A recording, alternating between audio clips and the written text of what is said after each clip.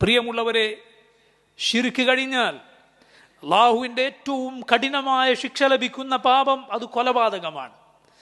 അത് കഴിഞ്ഞാൽ ഏറ്റവും കഠിനമായ ശിക്ഷക്ക് ഒരാൾ പാത്രീഭൂതനാകുന്ന തിന്മ അത് വ്യഭിചാരമാണ്. അവൻ്റെ ലൈംഗികാവയവം കൊണ്ടുള്ള തിന്മകളാണ്.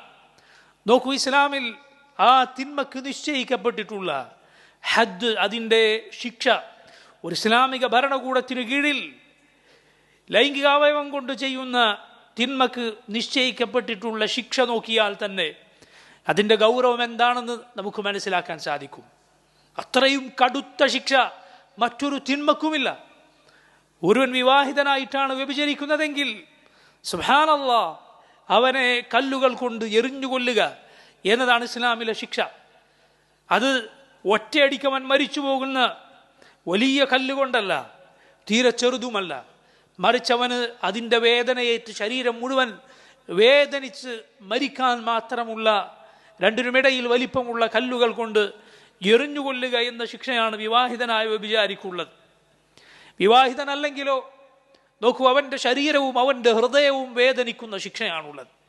100 അടി അവനെ അടിക്കണം എന്നാണ്. അതുകൂടാതെ നാടുകടത്തുകയും വേണം.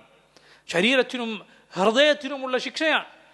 അല്ലാഹു സുബ്ഹാനഹു വ തആല അവരെ ശിക്ഷിക്കുമ്പോൾ അവരോട് നിങ്ങൾക്കൊരു റഅഫത്തും ഒരു ദയവും, അവരെ ശിക്ഷിക്കാതിരിക്കാൻ നിങ്ങളെ പ്രേരിപ്പിക്കരുത് എന്ന് സൂറത്തു നൂറിൽ പറഞ്ഞത് കാണാം.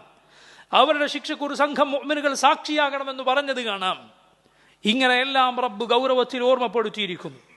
എന്തുകൊണ്ടാണത്? നോക്കൂ, അത് സമൂഹത്തിൽ ഉണ്ടാക്കുന്ന പ്രത്യാഘാതങ്ങൾ ചില്ലറയല്ല.